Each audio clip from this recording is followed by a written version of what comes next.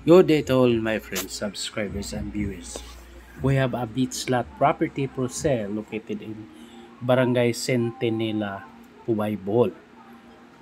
It's around 7 to 8 kilometers from town proper of Ubay, a northern part of Bohol province.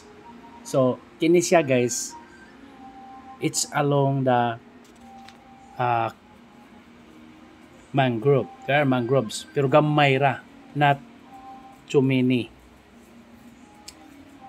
And this is facing Ubay town proper.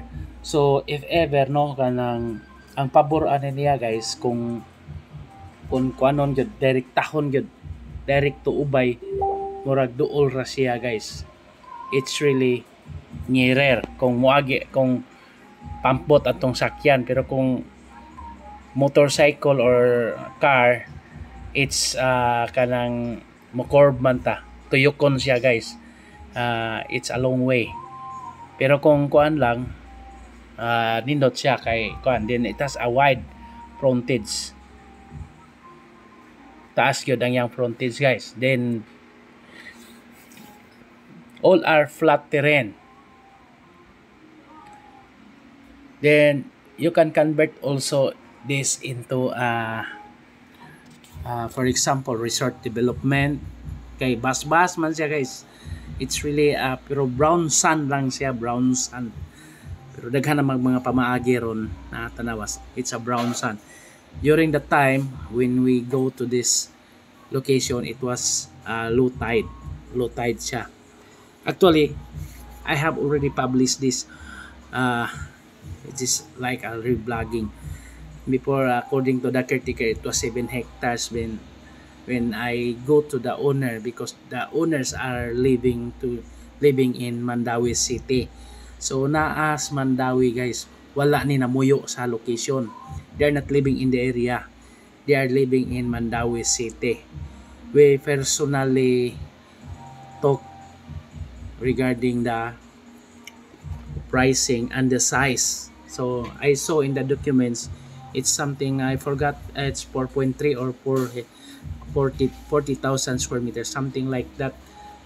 Although I can go back to the owners, and the price is 500 pesos per square meter. It's something 20 million pesos, but still, according to them, we can still have a negotiation. So ingani lang ni guys, kung pananglitan no, interested yun ta niya kanang, if we are really interested to this property, we will try to negotiate with them. Ato silang istoryahon, because all our ears already. So the one in the tax declaration, this is not a title property. The one in the tax declaration, the person appearing in the tax declaration is their parents.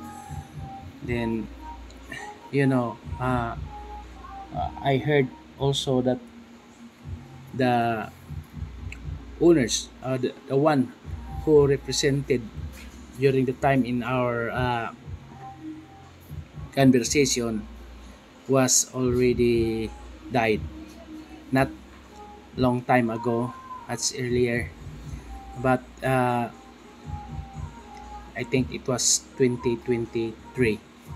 Then I think I need to go back again soon once there was another prospective buyer, because during the time there was a prospective buyer.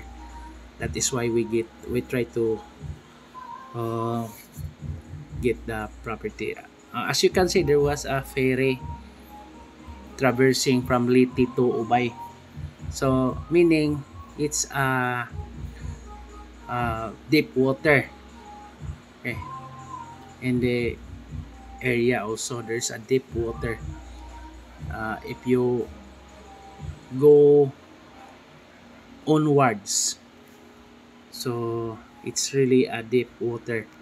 Lawom na diha guys, kung mo what I mean god, kung mo forward pa ka didto, lawom na siya. So maybe it can be converted into diving spot also. And so pwede sa na siya. Kay doon na may mga location diha nga pwede sad siya sa diving spot. So it's really a good location. So gamay raman ang mangrove guys, kay pwede raman ni na may mga design bitaw nga di lang makuan ang mangrove, still remain the mangrove area, and the people who manage in this beach will have a good idea to fix everything. So retain ra gyapon ang mangrove if in case someone is buying. But on the other hand, there are also another purpose. For example, if a person or buyer will use this as docking area, so still there is an open area in this location. Pwede nila gamon pantalan gihapon. So pier or seaport. So it can be converted also.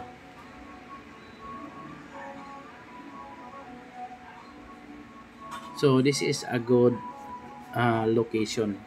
Although as we talk to the owner before, that 500 per square meter still negotiable. So unya na lang kita mo final guys, no, kung pananglitan sure buyer bitaw, kay sahay ka nang magsigitag balik-balik dito, magduda na lang naman po sila nga sige tag pasumangin na buyer ana magina.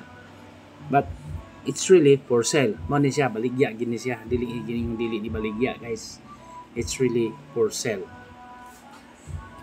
nya. Din wide beachfront, so nindot kayo ang location, wide man ang iyang beachfront guys. So ang pabor ani pod guys is Leyte, Southern Leyte. Pabor ni siya sa Southern Leyte. Then sa panang pabor ani Pitugo or President Garcia Island, kana it's a one town, adjacent town of Ubay. Pabor pod ni siya guys. So mao na siya guys. Regarding the road access, they have already agreed with the owners, kay wa magini siya along the road. It's not really along the road. Then they have already agreement with because they are relatives and the adjacent. Then regarding also the water, we need to dig a well because there's no water line, but we can dig a well. Yes, imagine it's 4 hectares. It's still a big land. So na siya guys. For inquiries, just contact me and please subscribe our YouTube channel. We will process land title, condominium title, or license to sell. Okay.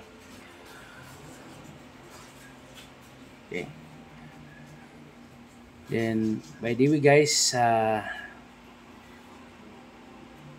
advice lang ko, no, regarding sa mga yuta data subdivided lot or subdivision without license to sell, please inquire una mo sa DHSUD or DSUD or sa municipal kung na ba ni siya license to sell or approved na ba sa municipal. Okay, thank you and God bless.